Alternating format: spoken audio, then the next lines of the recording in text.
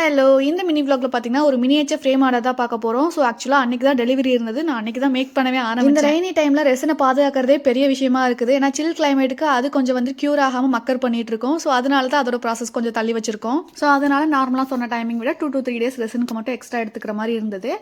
தென் பார்த்தீங்கன்னா, சமையல் எக்ஸ்பீரியன்ஸ் ஆனவங்கள என்ன செய்யறதுன்னு யோசிப்பாங்க. எனக்கெல்லாம் பார்த்தீங்கன்னா சுத்தம் அவ்வளோதான் ஒன்றும் வரல. அப்புறம் காய் வண்டி வந்ததுனால கொஞ்சம் தப்பிச்சேன். லெமன் சாதம் அதுக்கப்புறம் உருளைக்கிழங்கு வச்சு அன்னைக்கு செஞ்சு முடிச்சாச்சு சிம்பிளா. அப்புறம் உட்காந்து ஃப்ரேம் ஒர்க் எல்லாம் ஃபினிஷ் பண்ணிட்டு பார்த்தா வீடு கந்தல் கோலமாயிருச்சு. இதை எடுத்து வச்சுட்டு மறுபடியும் பார்த்தீங்கன்னா அது ஒரு சின்ன ஃபோட்டோ ஷூட் நடத்திட்டு தென் பார்த்தீங்கன்னா ஒரு ஃப்ரேம் மேக் பண்ண வேண்டியது. அதுக்கு முன்னாடி நமக்கு மெட்டீரியல்ஸ் ஆர்டர்ஸும் எடுத்து வச்சாச்சு. ரெசின் அதுக்கப்புறம் இந்த ஃப்ரேம் பார்த்தீங்கன்னா ரெசின் மேக் பண்ணுறதுக்கு தான் பேக் சைடு 2 கிளாம்ப் கொடுத்துருப்போம். புஷ்ஷுமே இருக்கும். ஸோ இந்த மாதிரி ஃப்ரேம்ஸ்மே நம்ம கிட்ட அவைலபிள் தான். நீங்கள் ரெசினாட்லாம் பண்ணிட்டீங்கன்னா இந்த மாதிரி ஃப்ரேம்ஸ் வேணா பிளாக், ஒயிட், ப்ரௌன் ஸோ இந்த மாதிரியுமே கஸ்டமைஸ் பண்ணி கொடுத்துருக்கோம். சைஸஸ்மே அவைலபிள் தான். வெப்சைட் லிங்க்கும் ஸ்க்ரீனில் ஆட் பண்ணிருக்கேன். வாட்ஸ்அப் நம்பரும் ஆட் பண்ணிருக்கேன். செக் பண்ணி பாருங்க. A4 சைஸ் ஃப்ரேம் 399க்கு நம்ம சேல் பண்ணிட்டு இருக்கோம். வேணுங்கிறவங்க கான்டாக்ட் பண்ணுங்க.